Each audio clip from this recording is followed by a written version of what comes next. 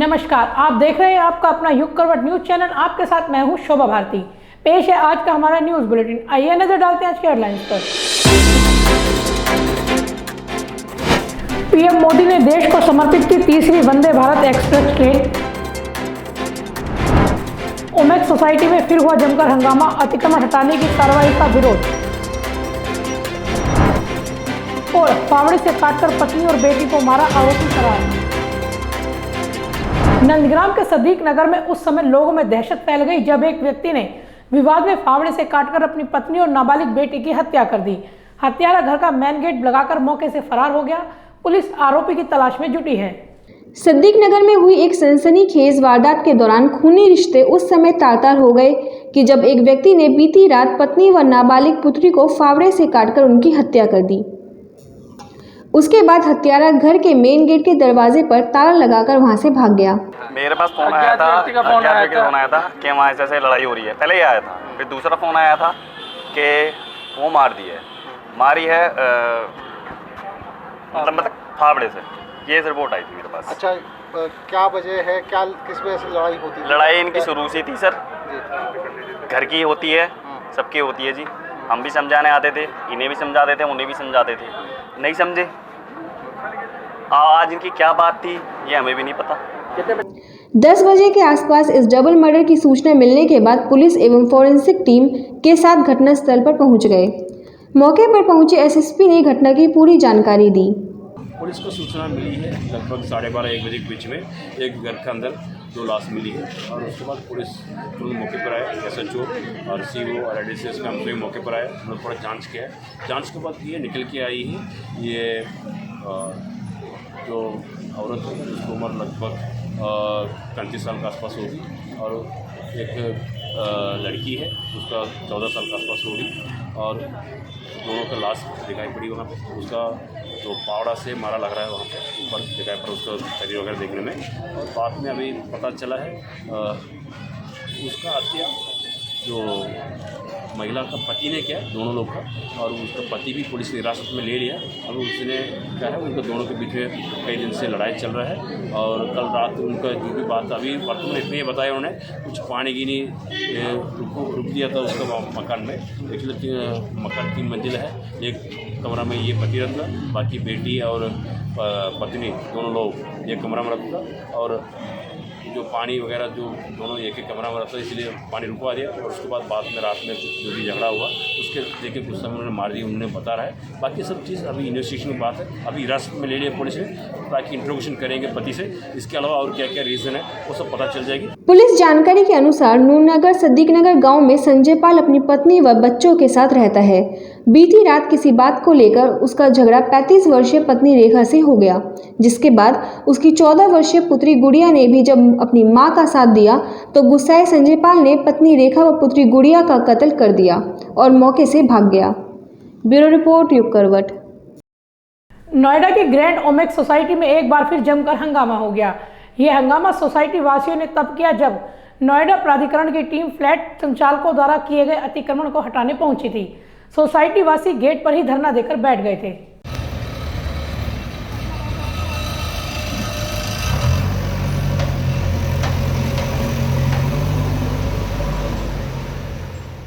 नोएडा के sector 93B स्थित grand Omaxe society में रहने वाले लोगों द्वारा नियम के विरुद्ध किए गए अतिक्रमण को हटाने के लिए नोएडा प्राधिकरण की टीम लाव लश्कर के सहित सोसाइटी पहुंची तो सोसाइटी वासियों ने सोसाइटी के गेट बंद कर दिए तथा गेट पर धरने पर बैठ गए। टाइम दिया जाए जिससे कि हम लोग कुछ कर सके, आगे प्रोसेस कर सके, but they haven't given us time. And आप बाहर देखिए bumpers and bulldozers they are standing बिल्कुल ऐसे ही कि हमारे घर में बच्चे सो रहे हैं, सब कुछ कर रहे हैं। आप कैसे बुलडोजर चला सकते हो हमारे घर के ऊपर without any date, without any notice, without anything. कल नोएडा प्राधिकरण ने सोसाइटी के लोगों को चेतावनी दी थी कि अगर बृहस्पतिवार की शाम तक निवासियों ने अतिक्रमण नहीं हटाया तो शुक्रवार से प्राधिकरण कार्रवाई करेगा। प्राधिकरण की टीम ने सोसाइटी में पूरे दिन सर्वे किया। इस दौरान जहां जहां लोगों ने अतिक्रमण कर रखा था उस समय को चिन्हित कर नोटिस दिया गया। इन लोगों को कल शाम तक कब्जा हटाने का समय दिया गया था, लेकिन किसी ने अतिक्रमण नहीं हटाया। इसके बाद टीम आज अतिक्रमण हटाने पहुंची तो हंगामा हो गया। इन नोएडा अथॉरिटी से ये पूछना चाहती हूँ कि ये इलीगल है कैसे। हम लोगों को तो सब कुछ प्रूफ और सब कुछ मिला है, सब कुछ हमारे पास ये भी है, ये भी अप्रूवल। ये शेड्स तोड़ने आ रहे हैं तो this is all approve, but हम लोगों ने अपनी बालकनी में ऊपर शेड किया हुआ है just for the safety purpose. We have to save our homes. Why we need bulldozers in UP? मेरे को समझ में हर चीज में बुलडोजर्स क्यों चलेंगे? There is no more legal justice. सारी सोसाइटी में शेड लगे हुए हैं, आप दूसरी सोसाइटी में जाइए ना, हम लोगों को क्यों टारगेट मतलब लीगल जस्टिस अब सारी बुलडोजर से होगी? कुछ नहीं हुआ। हम नोएडा अथॉरिटी गए, वो भी उनके फरमान के बाद के 2 दिन बाद हम गिरा देंगे। परसों में उनके पास भी गया, ऋतुमेश्वरी जी के पास, उन्होंने हमारी एक नहीं सुनी। हम नहीं जाते, that was one way traffic, वो हम उसकी बात नहीं करना चाहते। बट अब हम we have to save our homes. Why we need bulldozers in UP? मेरे को समझ में हर चीज में बुलडोजर्स क्यों चलेंगे? बुधवार को नोएडा प्राधिकरण के नियोजन विभाग और वर्क सर्किल के अधिकारी सोसाइटी में पहुंचे और लोगों को मकानों के नक्शे से मिलान करवाने के बाद अतिक्रमण की पुष्टि की। बता दें, नोएडा सेक्टर 93B स्थित ग्रैंड ओमेक्स सोसाइटी में सार्वजनिक स्थान पर पेड़ पौधे लगाने को लेकर सोसाइटी में रहने वाली एक महिला और तथाकथित भाजपा नेता श्रीकांत त्यागी के बीच अगस्त माह में विवाद हो गया था। इस विवाद ने काफी तूल पकड़ा तथा पुलिस ने आरोपी श्रीकांत त्यागी को गिरफ्तार कर उसके खिलाफ गैंगस्टर एक्ट के तहत कार्रवाई की। अब नोएडा प्राधिकरण ने अतिक्रमण के खिलाफ कार्रवाई शुरू कर दी है। ब्यूरो रिपोर्ट, युग करवट। भाजपा के ओबीसी प्रकोष्ठ ने आज ओबीसी बुद्धिजीवी वर्ग सम्मेलन का आयोजन किया। सम्मेलन में भाजपा सरकार को फिर से केंद्र में लाने का संकल्प लिया गया व सरकार की योजनाओं के बारे में बताया गया। भाजपा के ओबीसी प्रकोष्ठ ने आज ओबीसी बुद्धिजीवी वर्ग के लोगों का सम्मेलन का आयोजन किया गया। इस दौरान वक्ताओं व प्रकोष्ठ के पदाधिकारियों ने 2024 में भाजपा सरकार को फिर से केंद्र में लाने का संकल्प दोहराया। माननीय प्रधानमंत्री मोदी जी जिस तरह से उनका विजन रहता है, सबका साथ, सबका विकास और सबका प्रयास, सबका विश्वास, मैं समझता हूं कि हम सब भाजपा के कार्यकर्ता हैं, भाजपा के समर्थक, और हम बुद्धिजीवी होने के नाते जब केवल पिछड़े वर्ग में आपको बांध के रखें, मुझे लगता है कि कहीं ना कहीं अन्याय होगा। इसलिए हम पूरी भारतीय जनता पार्टी के लिए जिस तरह से यहाँ तक पहुँचाने का काम किया है, तब मैं कह सकता हूँ, उठा करके देखिए, इतिहास गवाह है कि जब जब ओबीसी समाज जिसके साथ खड़ा हुआ है उसकी सरकारें बनी है और उसको ही हमेशा गिना गया है। उत्तर प्रदेश के स्वतंत्र प्रभार मंत्री नरेंद्र कश्यप ने कहा कि भाजपा ने हमेशा दलित, वंचितों व पिछड़े वर्ग को आगे लाने का काम किया है। इस सरकार में हर वर्ग के लोगों को योजनाओं का सीधा लाभ मिला है। ऐसे में हम सबकी जिम्मेदारी हो जाती है कि भाजपा को फिर से केंद्र में लाया जाए। 19 जून 2021 को ओबीसी मोर्चे के दायित्व के रूप में मुझे और मेरे साथियों को काम करने का अवसर भारतीय जनता पार्टी की ओर से मिला। प्रदेश के सभी 98 जिलों में जिले की कमेटी पूर्ण की गई। 18 से 19 मंडलों में मंडल की कमेटी गठित की गई। सदस्यता का अभियान हो। इस सम्मेलन में अधिवक्ता, सीए, शिक्षक आदि प्रबुद्ध वर्ग के लोगों ने भी अपने विचार रखे। सम्मेलन में ओबीसी वर्ग को और अधिक मजबूत करने पर भी बल दिया गया। ब्यूरो रिपोर्ट, युग करवट। एसएसपी मुनिराज ने आज हरसांव पुलिस लाइन का निरीक्षण किया। इस दौरान उन्होंने खाने की गुणवत्ता जांचने के लिए खुद भी मेस का खाना खाया। उन्होंने लाइन में साप्ताहिक परेड का भी निरीक्षण किया। गाजियाबाद के एसएसपी मुनिराज ने आज हरसांव स्थित पुलिस लाइन का निरीक्षण किया। इस दौरान उन्होंने सभी बैरकों का निरीक्षण किया व लाइन में मौजूद हर विंग का गहनता से निरीक्षण किया। इतना ही नहीं, एसएसपी ने लाइन में मौजूद सिपाहियों व अधिकारियों से व्यवस्थाओं को लेकर वार्ता भी की। एसएसपी ने निरीक्षण के दौरान लाइन में मौजूद मेस का न सिर्फ निरीक्षण किया बल्कि खुद मेस का खाना खाकर वहां की गुणवत्ता भी जांची। एसएसपी ने मेस में बैठकर ही खाना खाया व उसके बाद खाने की गुणवत्ता पर विशेष ध्यान देने के निर्देश दिए। इस दौरान उन्होंने बैरक, शस्त्र आदि की भी पड़ताल की। न्यू ब्यूरो रिपोर्ट, युग करवट। प्रधानमंत्री नरेंद्र मोदी ने गांधीनगर मुंबई वंदे भारत एक्सप्रेस ट्रेन को हरी झंडी दिखाई। इस तरह की यह देश की तीसरी वंदे भारत ट्रेन है। इस दौरान प्रधानमंत्री ने रेलवे परिवार, महिला उद्यमी, युवा और अलग अलग क्षेत्रों के लोगों के साथ ट्रेन में सफर भी किया। प्रधानमंत्री नरेंद्र मोदी ने अपने गुजरात दौरे के दूसरे दिन गांधीनगर मुंबई वंदे भारत एक्सप्रेस ट्रेन को हरी झंडी दिखाई और ट्रेन को रवाना किया। इस तरह देश को तीसरी वंदे भारत ट्रेन मिल गई। इस वंदे भारत ट्रेन गुजरात के गांधीनगर से मुंबई के बीच चलेगी। इस दौरान भारत माता की जय के नारे भी गूंजे।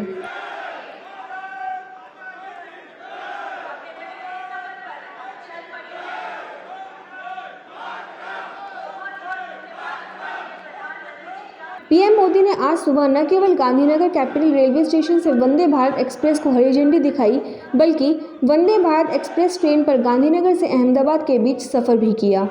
पीएमओ ने कहा कि पीएम मोदी के संग इस सफ़र में रेलवे परिवार, महिला, उद्यमी, युवा और अलग अलग क्षेत्रों के लोग सहयात्री बने। पीएम नरेंद्र मोदी ने जिस वंदे भारत ट्रेन को रवाना किया, उसके जरिए अब 5 घंटे 25 मिनट में गांधीनगर से मुंबई तक पहुंचा जा सकता है। यह भारत की तीसरी वंदे भारत एक्सप्रेस ट्रेन है। इससे पहले 2 अन्य ट्रेनें नई दिल्ली वाराणसी और नई दिल्ली श्री माता वैष्णो देवी कटरा के बीच चलाई जा रही है। ट्रेन को स्टेनलेस स्टील से बनाया गया है। इसका वजन 392 टन है। ब्यूरो रिपोर्ट युग करवट। मुख्यमंत्री योगी आदित्यनाथ ने एक कार्यक्रम के दौरान 332 आबकारी सिपाहियों को नियुक्ति पत्र वितरित किए। सीएम योगी ने कहा कि शारदीय नवरात्रि के दौरान इस भर्ती में 30% बालिकाएं शामिल हैं, जो एक बेहतर संदेश है। श्री हरेंद्र कुमार जी, पुत्र श्री कुंवरपाल सिंह जी, बुलंदशहर से।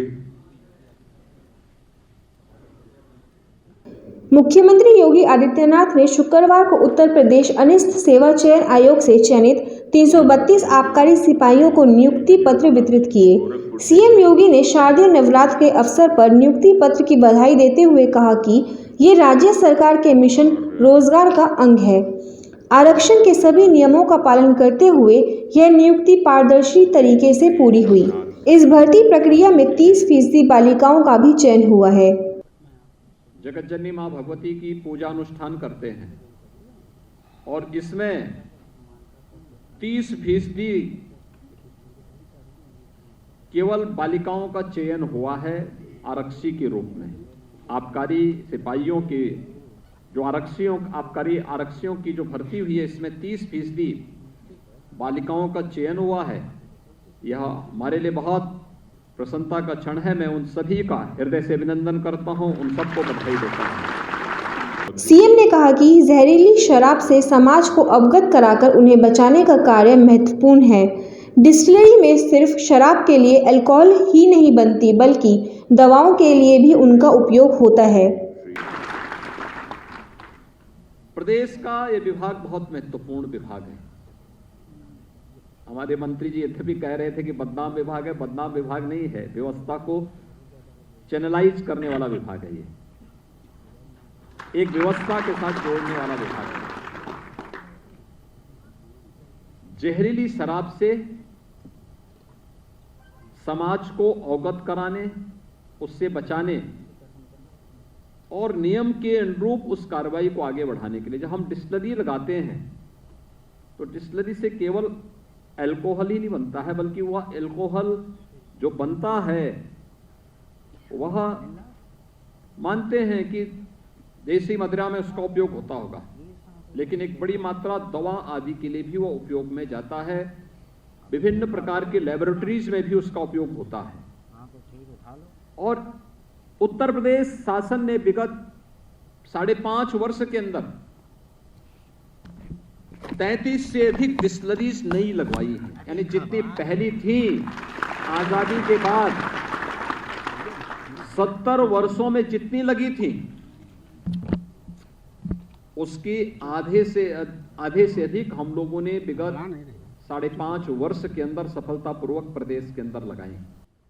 332 आरक्षियों में 109 केवल महिलाएं आरक्षी ही नियुक्ति हुई है। इससे पहले भी प्रदेश सरकार ने 85 आबकारी इंस्पेक्टर भी भर्ती किए थे। ब्यूरो रिपोर्ट युग करवट। आए दिन सोशल मीडिया पर वीडियो वायरल होते रहते हैं। ऐसा ही एक वीडियो वायरल हुआ है जिसमें 2 युवक एक स्कूली छात्र को मारते दिख रहे हैं। यह वीडियो मुरादनगर का बताया जा रहा है, जिस पर पुलिस ने कार्रवाई करते हुए 2 आरोपियों को हिरासत में लिया है। मुरादनगर से सोशल मीडिया पर एक छात्र की पिटाई का वीडियो वायरल हुआ है, जिसमें 2 युवक स्कूल जाते एक छात्र को बेल्ट और लात घूंसों से मारते दिखाई दे रहे हैं। हलवा बच्चा बन रही है। ठीक है जा हेलो हेलो हेलो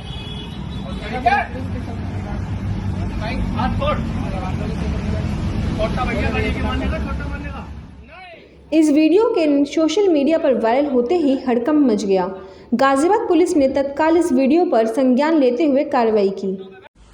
थाना मुरादनगर क्षेत्र के अंतर्गत एक घटना हुई थी जिसमें एक कॉलेज के स्टूडेंट को कुछ लड़के मारपीट रहे थे और उसका वीडियो वायरल हुआ था। उस संदर्भ में अवगत कराना है कि जैसे ही प्रकरण संज्ञान में आया था, इसमें तत्काल टीमें गठित करके वीडियो को वेरीफाई करते हुए कि कहाँ का है उसको वेरीफाई करते हुए इसमें लड़के हमने चिन्हित किए। फिर उन लड़कों को तत्काल इसमें गिरफ्तारी के लिए टीमें बनाई गई। इसमें 2 लड़कों को हिरासत में लिया गया है और इस संदर्भ में मुकदमा उपयुक्त धाराओं में जैसा कि तहरीर दी गई थी उसे पंजीकृत करके और इसमें आवश्यक कार्रवाई की जा रही है। एक लड़का और था, उसकी तलाश इसमें की जा रही है और जो भी इसमें मुलजिम है जिन्होंने इस तरह से मारपीट की घटना कारित की है उनके विरुद्ध हम लोग कठोर कार्रवाई करेंगे। पुलिस ने वीडियो के आधार पर आरोपियों की पहचान करते हुए 2 युवकों को गिरफ्तार किया है। पुलिस मामले की जांच में जुटी है कि छात्र को किस विवाद के चलते पीटा जा रहा था। ब्यूरो रिपोर्ट युग करवट। फ्लैट देखने दिल्ली से नोएडा जा रहे एक परिवार की जान पर बान आई। नोएडा में चलती कार में आग लग गई। सवार लोगों ने जलती कार में से कूदकर किसी तरह अपनी जान बचाई। इस दौरान सड़क पर लंबा जाम लग गया। नोएडा में चलती कार में आग लग गई। मामला सेक्टर 15 के फेज 1 के थाना क्षेत्र का है। गनीमत रही कि इसमें सवार ड्राइवर और 2 महिलाओं ने कूदकर जान बचा ली। दोनों महिलाएं घायल हुई हैं। उन्हें पास के अस्पताल में भर्ती किया गया है। दमकल कर्मियों ने आग पर काबू पाया, लेकिन तब तक कार पूरी तरह से जल चुकी थी। कार में सवार तीनों लोग एक ही परिवार के हैं।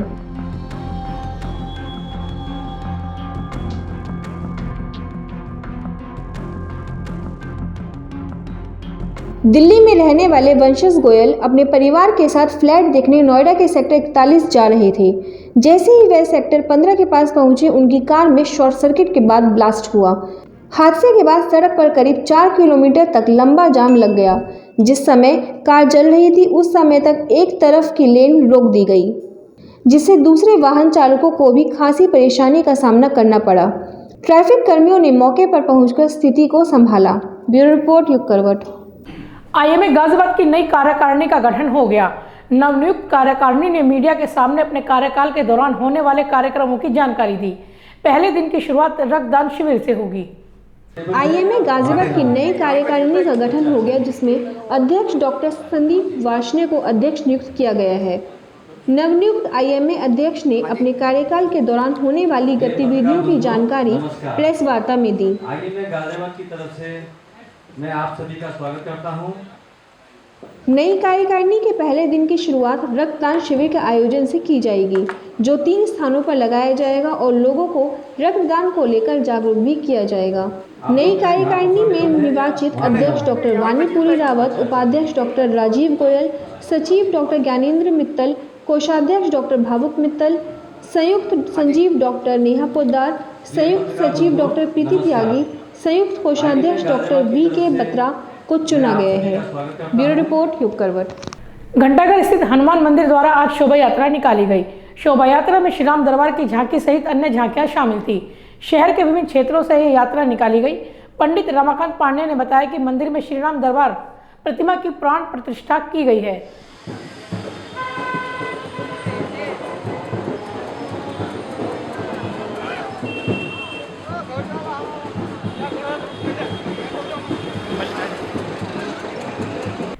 जिले का नाम परिवर्तन को लेकर एक बार फिर व्यापार संगठनों ने सीएम योगी के नाम ज्ञापन सौंपा है।